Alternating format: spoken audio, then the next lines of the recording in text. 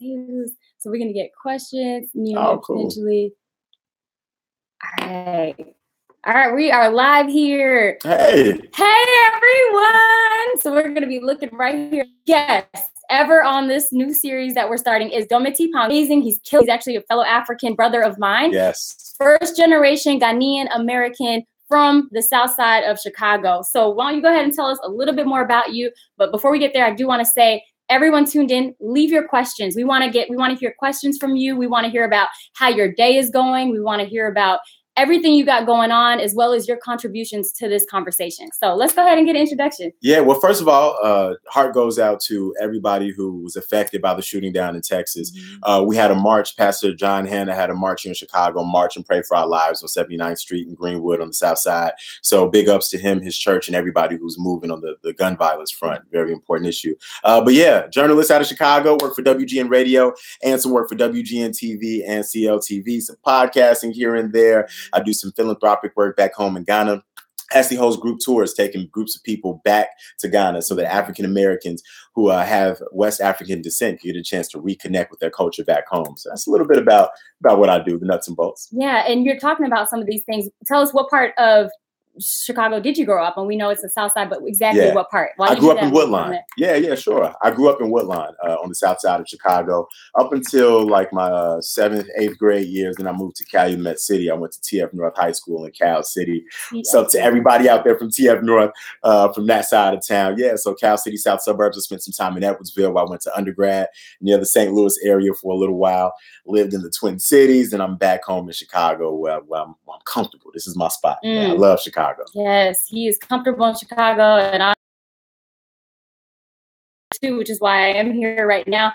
I'm also comfortable in Southern Illinois. Yeah, Southern Illinois is home. We're here. But you mentioned a good point. The first thing he brought up is this, and obviously all of our hearts do go out to the families affected, the victims affected. I've actually covered a high school shooting this year out of Kentucky, and it's never an easy story. It's never. It's difficult to see again. And Absolutely. I know it's been in the news. People have been discussing it, and it's like again. But then some people are like, they're not surprised. So it's a really difficult situation. But I appreciate you bringing that to the limelight. Because before we're journalists, we're people, right? Yeah. We do have these feelings. We do have emotions for. And I think people forget that sometimes. Yeah, like there are things that I do. I don't know if you have a practice, but sometimes when you do those heavy stories, do you have a method to decompress? Yeah. Like when you talk to some of these people who have lost their close friends or something, sometimes you have to find ways to decompress because it's such a heavy story. Mm-hmm. I know here in Chicago, people are affected by gun violence so viscerally, and a lot of activists have been mobilizing on the moment that was created by the young people who did the March for Our Lives all over the country. Mm-hmm. And they said, well, we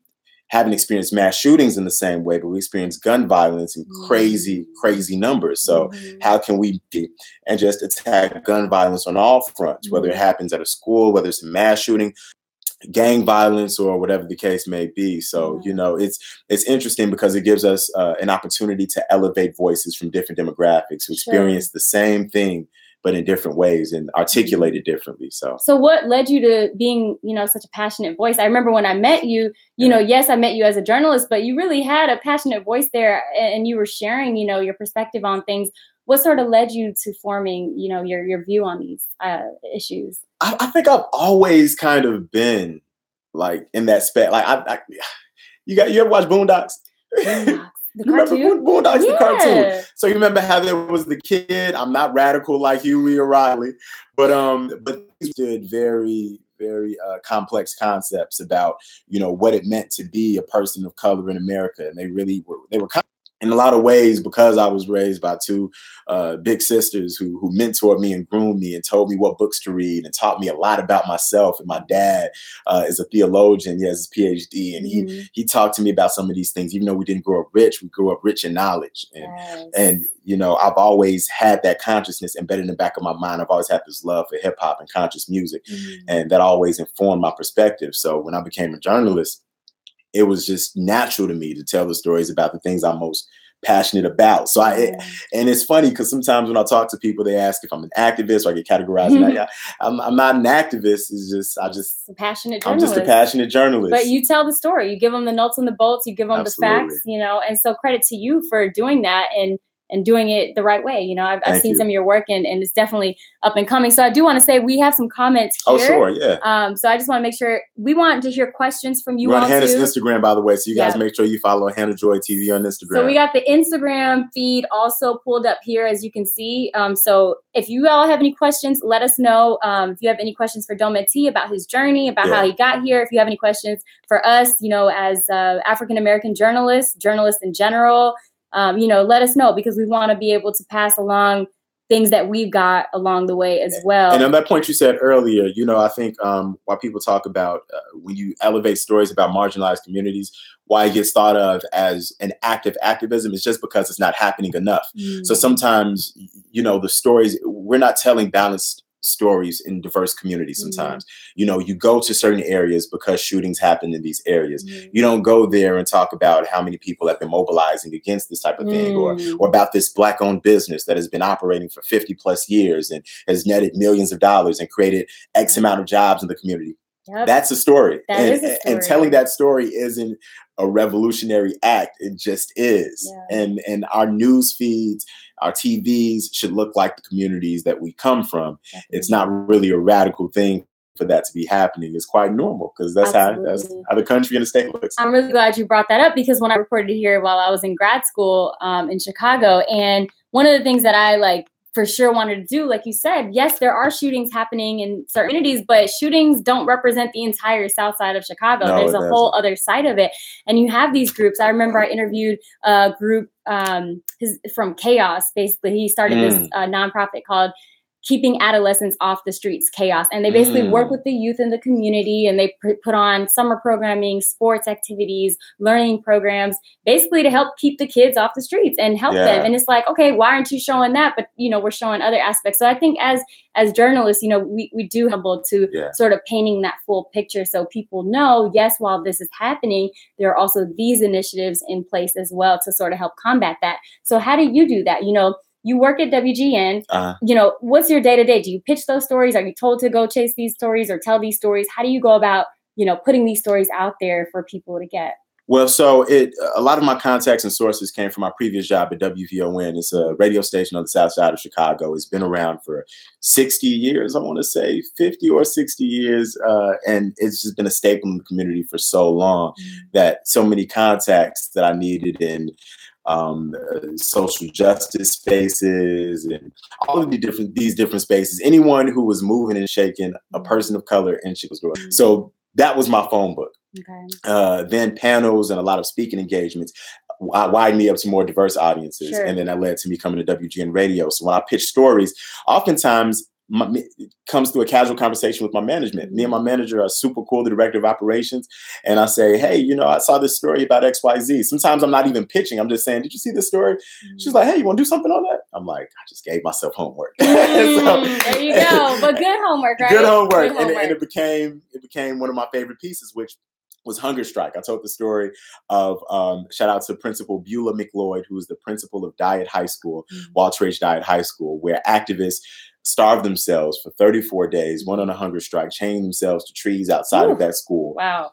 And because they didn't want that school to close. If any of you are familiar with politics in Chicago, you know that there was a mass closings of schools. About 50 schools closed in the city a few years ago. And this school meant so much to that community in Bronzeville that they said, all parents, activists, community organizations said, we're going to take a stand. And they ended up keeping that school open. And, you know, it didn't come out in the exact way that they wanted to. They wanted to create a school that was based on green technology and like urban planning or something of that sort. The story's on WGN Radio and on my website too, dometi.net. But the school ended up becoming an art school, and John Legend ended up sending a video and said, "Save Diet High School." And Common phoned in and said, "Save." Vic Mensa came back to Chicago and spoke to the youth a few months ago, and this was a story I had a chance to tell just through meeting rapper GLC, who has been a champion. He used to be on he was on that song with Kanye. He was on College Dropout, on Drop, Slow Homie, good friend, super dope individual. Yeah. So what ended up happening, I guess, So at the end of it all, the city decided to keep the school open. It became an arts-focused school. They partnered with serial entrepreneur, Howard Tolman, and he teaches the Eagle Entrepreneurship Program. And he's rich. out the wazoo. And so he teaches these young people how to create their own logos, how to create a business plan, how to create a marketing plan. And he works with them to let the ideas become reality, let the dreams become reality. And that's what the school is doing right now. And it's successful. And it's one of those few wins that you see, like when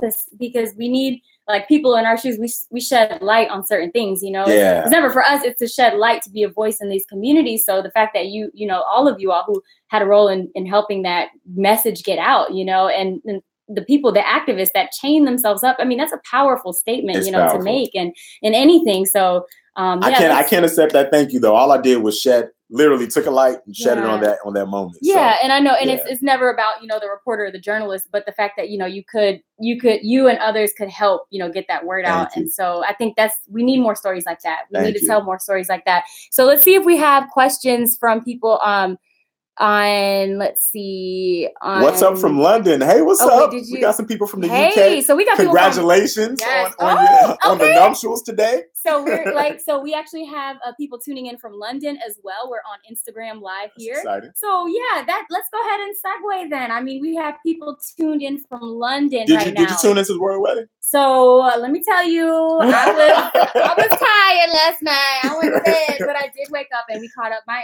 aunt, you know, she recorded it overnight, and we just caught most of it as we woke up this morning. I mean, it really was such a big moment. So it's funny you say last night, because I went to work this morning. 4 a.m. Chicago time. That should have been last night, but I was at work, and previously I said I'm not involved with the royal wedding. The only royal wedding I cared about was T'Challa and Lupita for Wakanda. And then as I watched it, it was such a moving ceremony that before long I'd come around and I said, "It's beautiful," and I'm chopping audio from the sermon. Right? And it became, they pulled me in, and we were joking on air. John Williams, a host on the station, was joking about how much he's excited about it. He's more excited than his wife. And he was saying, he saw my tweet when I tweeted out and said, "I can't lie, I'm into the royal wedding right now." And he called me back. Yeah, so I told you so. Up and said, yeah. So, well, I want to talk more about the royal wedding. Sure. So hold that thought. But first, I want to just say we have people tuned in from New Zealand now. Wow. We have people tuned in from California. Somebody said, "You guys missed the royal wedding." We caught it. We just didn't catch it live. All right. It was 4 a.m. when it was on, but we caught it. We caught it afterwards. So what were your thoughts on the royal wedding, everyone? Why don't you tell us? What a wonderful wedding it was. Okay. What a wonderful wedding. So what other thoughts? What stood out to you? What was your favorite moment? While you guys are coming up with that, we're going to go ahead and share ours and maybe talk about what we thought. So yeah, as you said, you know, initially you weren't the most, I guess, enthused about it. And then somehow, at what point today, you mentioned at work, but was there a specific trigger? Was there something in general that kind of led you to saying, okay, wow, like this is, Well, I'll preface that with right now, you know, I'm in my late 20s, so it's wedding season. All of my friends are getting married. I was just in a wedding not too long ago. Shout out to Yvonne Nazir and his lovely wife, Yanil. Gotta shout them out. Congratulations. Newlyweds. I think they're on their honeymoon right now. But I was in a wedding not too long ago. And so I'm like, I get it. And, you know, I get it. Yeah, it's a beautiful moment, but it's a personal moment. But then when I saw what this meant to so many people, first of all, in the UK, but then people of color, I don't know if this may have been the first time that you might have seen you know, the pastor was preaching. Michael Curry was the first African American head pastor of the Episcopal Church, and he delivered a sermon that was reminiscent of Black churches on the Southside of Chicago. He was actually born in Chicago and spent some time in New York. And then you had the Kingdom Choir.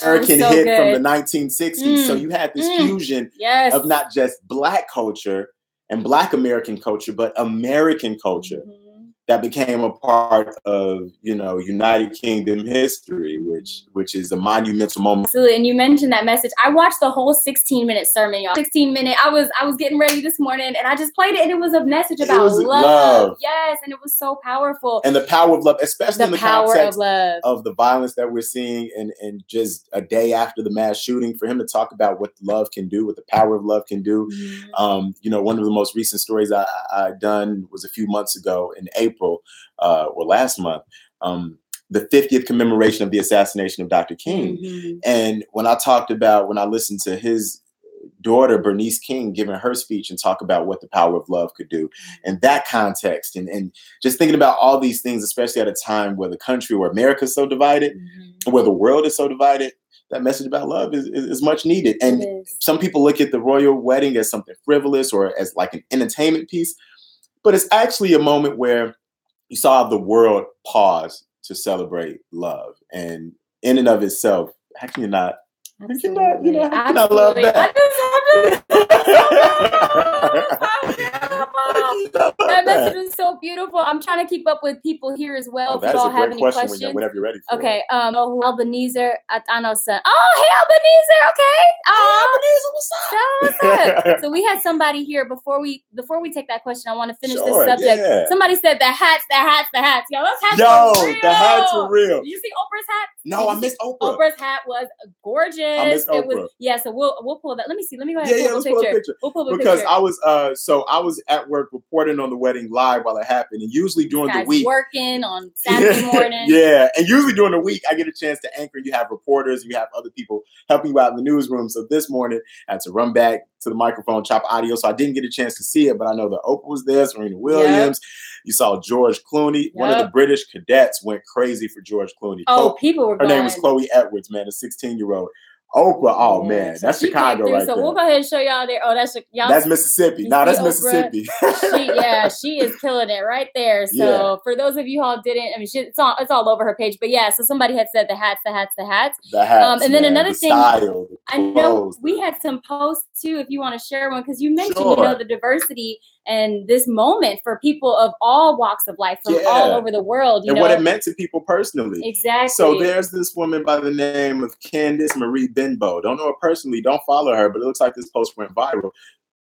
If you can read back. But what it says was a single Black mother, the first Black presiding Anglican church, the first Black female chaplain to the Queen. All of these first. In fact, the cellist that played was the first Black to ever win the BBC Young Musician of the Year award.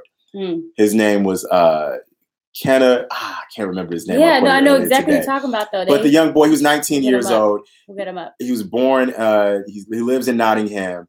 But he's Black, and it was the first time in 2016 that a Black person had won the BBC's Youngest Musician Award. Wow. And for Meghan Markle to give him that opportunity. It was amazing. And you had even the invocation of the ancestors. You know, the pastor talked about the spirituals that the slaves would sing, that enslaved Americans would sing. And, it was a moment for many. And so the person that you were referring to, they had it up that young here. cellist, man, he was awesome, man. 19 years old, and this is a really prestigious competition with some of the world's best musicians. His name is Mason, Sheku Kenna Mason. And the name Sheku, that sounds like a Nigerian name. Right? Where's Sheku from? It says he's from Nottingham, as far as where he's, but I don't know if he's a Nigerian British person. Well, we salute you, 19-year-old, and you are killing it. Continue killing it. That's amazing. So someone said the first Black lady in the world, the sock she had on her way to her prince, she is the beacon to all. So she is such a beautiful woman. She is very beautiful. Congrats. She's also a Northwestern grad, so congrats to our fellow Northwestern Wildcat. But I also do want to share this post that another woman said. Someone posted this on Twitter as well, saying, "My daughter excitedly said to my mother on seeing Doria Ragland, she has hair like yours." Wow. And she has dreads. So, I mean, just how powerful like that dreads, is. A nose ring. And there goes, and what's so inspiring and what drew me to your work as a journalist was the relatability and how comfortable you were in your authentic self and being able to tell those stories and, seeing our authentic selves represented on the main stage. There was a time when I remember I had a lot when I went into an interview actually for one of my favorite awards. I won a humanitarian award in undergrad, the Martin Luther King Humanitarian Award. Awesome. And then thank you. And in the interview, they asked, I had on a suit that time and I had my locks pulled back. And they said, normally on campus, you wear your hoodie. I still wear my hoodies. And they're like, you wear your hoodies and you wear your jeans, why do you choose to dress that way when you're one of the top students at the school? I'm like, because when you come across another brother that looks like me, you need to know what's in his mind and not what he has on that. And I don't wear a suit unless I need to be at the occasion. If I'm chilling at home on my couch, which we're doing right now, we're going to be relaxed. We're going to be relaxed. We're going to be relaxed. Now he's dressed down. Yeah, we should be comfortable being ourselves and in our own skin. And as a journalist of color about that, or when you're personal, you wonder if you'll be taken seriously. Yeah. And I don't know if Mark Zuckerberg has that same weight on him. Perhaps there's some ageism because he's a young entrepreneur, but someone like Mark Zuckerberg gets to wear his hoodie and still be great and still be his authentic self. Absolutely. So I think people of all colors should have that same opportunity. And this isn't coming from a place of just nowhere or just, sort of making this up. You are speaking from a place of truth. I mean, recently I was told by a man who was not a person of color that, he told me, he said, I feel uncomfortable that your station sent a woman of color to interview me. Really? And yeah. And I mean, that's a whole long story and there was a whole backstory behind it, but that did happen. And so when you say stuff like that, I just want people to know that it's not, it's not some made up thing that you dream about at night. There are instances that happen. We should give some context. Yeah. And I want people to know that because sometimes people think trolls happen. Things are in your head or you know what I mean? So trolls say crazy times. You get in a news story and people question your credentials because of what you look like. And so these are some of the things that you kind of deal with when you work in the field. Absolutely. So that kind of gives us a good segue into our next point here. We do have a question from someone that is tuning in on YouTube. So we have people tuning in on YouTube as well as Instagram Live. So we're taking questions on both. So if you have a question, drop it. We'd love to answer it. We'd love to tackle it. Again, we have Dometi Pongo here, who is a journalist based in Chicago. He works for WGN, which is a big radio TV outlet here. And he worked his way up and he's killing it in the game. So if you have any questions for him on how he got there, please leave them. Or if you have questions in general, we're taking any type of questions. I got questions for Hannah. Well, okay, we'll get to those later. But what I do want to say is we have a question here and it's from Brother FI, which I believe is my big brother. He is awesome. And this is actually his page that he started. He just took it upon himself to start a page to offer some financial advice to people. It's something he does as a hobby, just for fun. And these are, he pulls from valid sources and he offers some community advice for people. So shout out to Brother Fi for doing what he's doing. So the question, send a message to yourself 10 years ago. What would that message be? Awesome work, by the way. Well, we appreciate you tuning in. Thank you, big brother. So I guess, right, jinx nothing with. So let's go ahead. I mean, if you could tackle that, what would that message be? First of all, where were you 10 years ago? Where were you living? What were you doing? And what would that message be?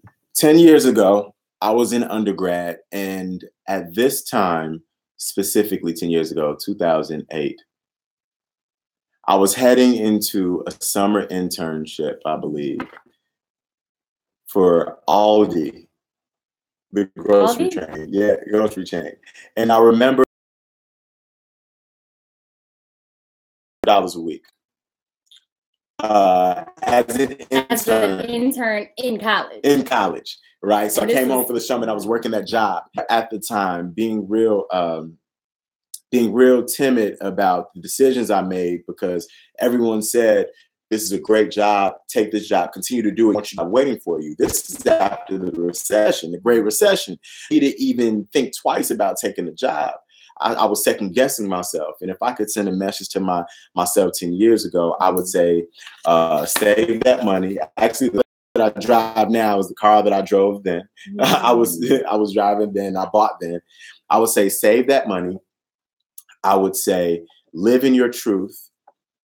Be fearless and follow your dreams and know what advice to take and what advice not to take. Because, sometimes I value so many of my mentors, but their paths weren't like mine. One of my favorite mentors, Kendra Neely Martin, great advice about, the way I should move and maneuver, but it was based on her learned experiences. And she didn't know what I've experienced. And so once I opened up to her about my experiences, what my goals really were, she could be a better mentor than me. And, I would just tell myself not to sweat it so much, but live in your truth, be free, follow your dream. And if I could tell myself to study, be a little more, read a little more. I was always a reader. Yeah. Well, I think that's awesome that you being transparent and sharing your goals with people and knowing what advice to take. I think that is really key. Yeah. And, you know, but why don't you elaborate on that? You didn't, you know, you saying she studied journalism a little bit more. How did you end up to where you are then if you don't have this formal degree, you know, all that? You have to have a certain, you know, a certain degree or a certain level of experience to do what you love. But that doesn't necessarily seem to always be the case. Not necessarily. And I'm a bad person because I got my undergrad degree in economics, and I did a microblogging series with a professor, a Black Studies professor at SIUE named Howard Ramsey. At the time, I didn't know that was a form of journalism. He just met me where I was. So I remember when Kanye and Jay-Z dropped their album together, he said, write a think piece about it. What do you think about it? It's still on the website, culturalfront.org. It's not great, but it's my thoughts at 18, 19 years old when that came out. And as I started to write and think about these things, he gave me most of these books on my bookshelf. We actually have my home. Most of these books on my bookshelf were gifted to me by this professor. And I took Black Studies classes by choice. It wasn't part of my major. I took Afrofuturism by choice, and I would just read. I was a voracious learner. And later on, when I went to work in corporate America, I ended up working for Target Corporation as a business analyst. I quit without a plan because I came back home, got an internship at that radio station, WVON, panels, speaking engagement, podcast, getting my voice out there, and worked up and still trying to work my way up. But that's how it came about. But I drew upon those experiences with that professor, vocalize what I was thinking when I saw a piece of art, career in that. I mean, I was reading other people's articles, but I didn't actually think to read. I didn't read the byline and see who wrote it. I just like, oh, people just type this stuff. I didn't see that as a potential career opportunity for you. Yeah. Wow. You know, and I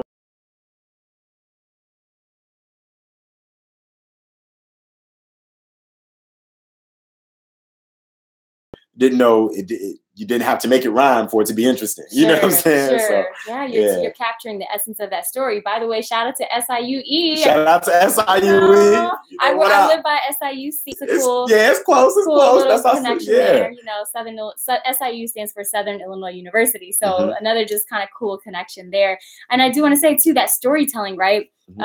Wait, actually, someone says we can't see you, Hannah. Someone said, was it fair that the media defending MS-13 gang instead of Trump when he called them animals? That's a great question. So for those not privy to the story, Trump was speaking at a news conference, and in some cases, his comments were taken somewhat out of context. He said, we need to get these animals out of here. I can't remember the exact quote, but to paraphrase, he called immigrants animals. The immigrants he was speaking of were gang members in MS-13. And I'm assuming he may be a conservative, may support Trump. And he feels that Trump was being criticized while people were sticking up for the members of MS-13. That's a fair perspective in that Trump wasn't actually calling all immigrants animals in that specific case. He's talking about the gang.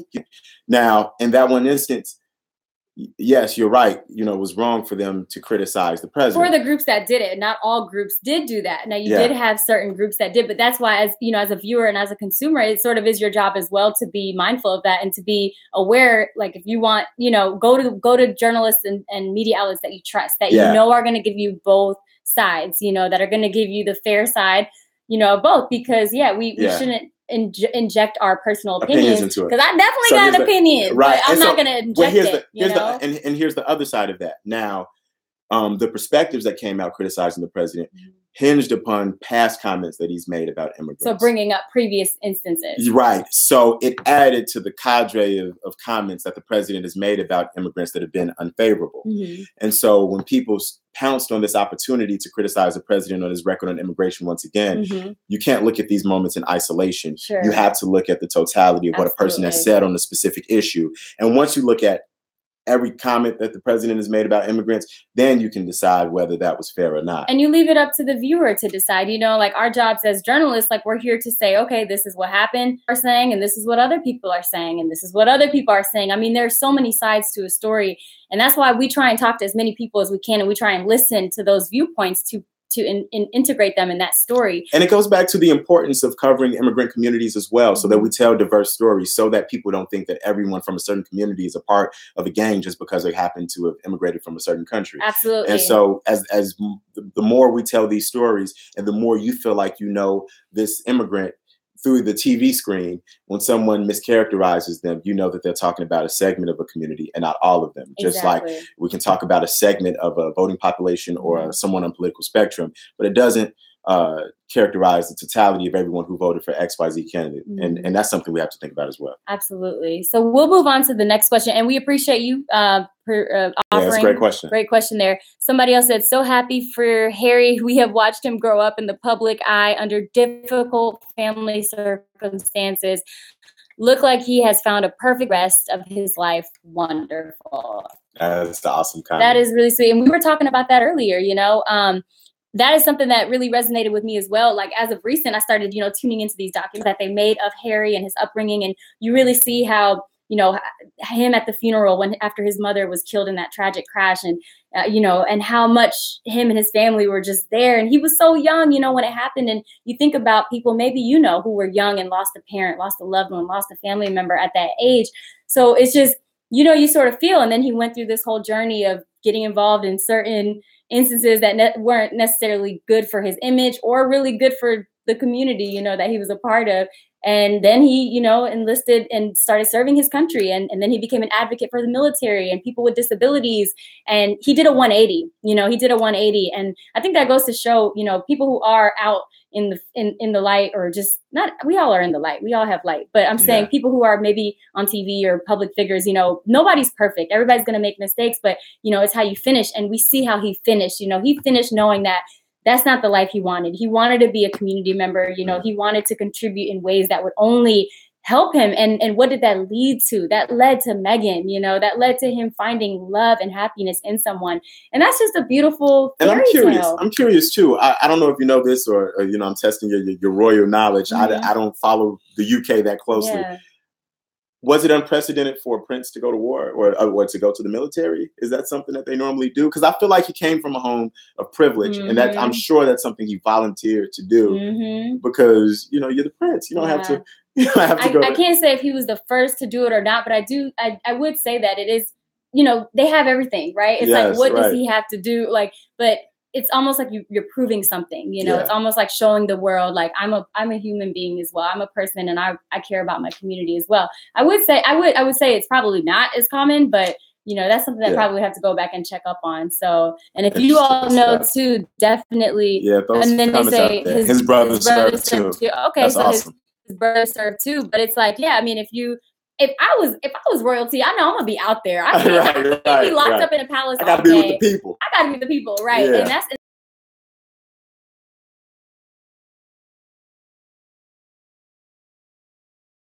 humble, right? Like you would hope that people are humble in everything that they do. Yeah, so both are helicopter pilots. This brings me to another question. Being in the public eye, I know I'm flipping it a little bit, but always being in the public eye though, what are some ways that you stay grounded and stay humble? Is it ever daunting to be a public figure, to be so open and to lay yourself there on air and, be open to criticism? A lot of us make mistakes at work, but other people's mistakes might not be public. If you work in an office and 5 people in your office might know that you made a mistake. Well, with us, if we mispronounce a word, it's all over the place, It is. So how do you stay grounded and kind of deal with that? What are your methods? Yeah, no, good question for sure. I mean, it definitely is out there for people to see. And I know people that follow me on maybe social media, Facebook, Instagram, they don't necessarily watch in our market because, I work out of Southern Illinois. But for the people that do see those mistakes, I mean, they're seeing them every day, but you have to keep pushing through. If you make a mistake or if you mispronounce a word, and we're not perfect. We can't sit here and, for example, like him just asking me about, the history of people that are in royalty that served. I don't know the answer to that. I can't say if it's very, very common or if it's not common. And so we had a viewer here that contributed to the discussion saying, his brother also served and they were helicopter pilots. I think it's just being open to other people. Yeah. Open and honest about what you do and what you don't know. If I'm interviewing, and obviously you have to do your research as a reporter. You don't just go into the story like completely like you don't know, you do have to do some research before you go there. And you also have to be transparent, hey, do you mind explaining a little bit more about what this bill means in this section? Because a lot of those you'll find is I'm not a lawyer. So if I'm doing a story about the law, I'm gonna need a lawyer to do things and break some things down. Or if we're doing a story on, you know, a new medical research initiative that came out, I'm gonna need a doctor to weigh in. I'm not a doctor, you know, so I think you have to be transparent about those things. And then as far as criticism goes, some people know this, but I have received some criticism about, and I will say it's 1%. It's 1% out of 100% that are negative, and you have to tune them out, you know. You're going to see it. You can't hide from it. It's there, but you have to make up your mind that you're not going to let them. Those negative naysayers are so loud and they're so in your face, you know, but you have to remember that there's 99% positive people right there with you. So I think that's the important part, like remembering that, you know, while there are these negative people criticizing you, you're not perfect. You have so many supporters. Embrace that, remember that, and just be true to yourself. True indeed. So I would flip the question to you, I guess, you know, how do you then handle that type of feedback and stuff? I watched a sports documentary. I can't remember what it was, but he said you're only as good as your last shot.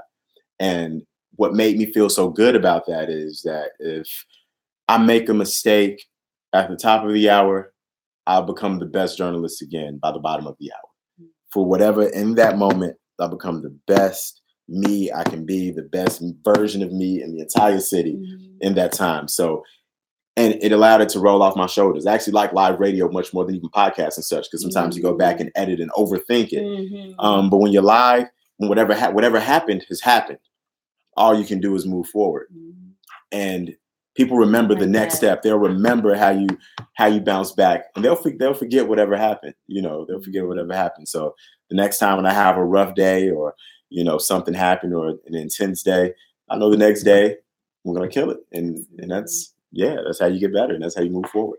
As far as negative, as far as negative criticism, I just same thing. I try to block it out as often as I can and focus on the positive energy. You said you keep going, right? If you start off a little bit at the top of the hour, just know at the bottom of the hour, you're coming with it. So I love that. That really sticks. But we do need to wrap it up now, because you got a train to catch. I got a train to catch. All right. I got to go back to Southern Illinois, which I'm again excited to go back and report in the city that I live in and the community that I live in. But I do got to catch this train. It's a 5-hour train ride back down there. So I got to go catch this train. But we appreciate everyone tuning in. I'm going to go ahead and end this Instagram live video. You guys were amazing. Great Thank you so much for tuning in.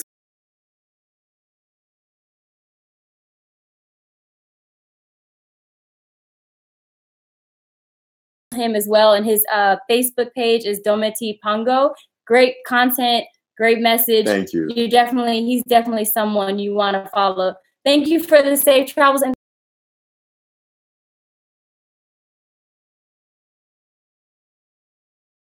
see you all. Thank you for tuning in. So I'm going to end that, and awesome. So we'll share that. Friends, so we'll go ahead and come back here. So let's kind of wrap it up. You know, one final message maybe that we can just give.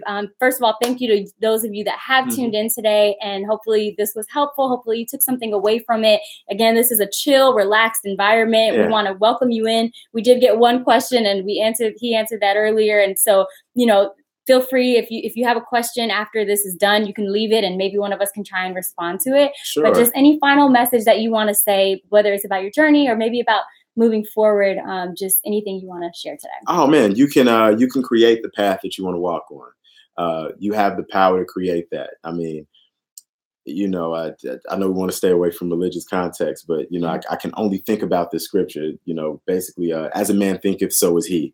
And people have other ways to think about that. We tell our kids, you can think whatever you think you can become, but it's real. It's corny, it's cliche, but it's real. You can really visualize. And if you can contextualize it in your mind, and you can make it in a real, actual thing. And so that would be the thing that I would leave people with. You can check me out on my website, dometi.net, dometi.net, Twitter, Instagram, all of that good stuff. Dometi, last name is Pongo. And thank you guys for watching. Also, see this beautiful print right here. It comes from Ghana. Love it. I do trips to Ghana every year. That information is on my website. If you have never been to West Africa, or if you want to go back, I do group tours to West Africa. All are welcome to experience my country, the country that my parents call home, and I'm learning to call home myself. So awesome. Well, we appreciate you taking the time. This is my very first guest on this show, and I'm humbled and I'm honored. I'm honored to know you, call you a friend. Keep shining. You are doing your thing. Thank you. To those of you that have tuned in, thank you so much for tuning in to the first journey time. It's like story time, but journey time. So that's kind of what we're going to run with. And we're just so happy that you're a part of this and you know how to find him. So when she gets Obama here, know who was here first. This guy right here was When Oprah's sitting on this couch, know who was here first. Right. Well, thank you so much. Go ahead. So just to send some love, if it's okay, if we can do Much maybe love. peace signs. Yes. See you guys. Bye, everybody.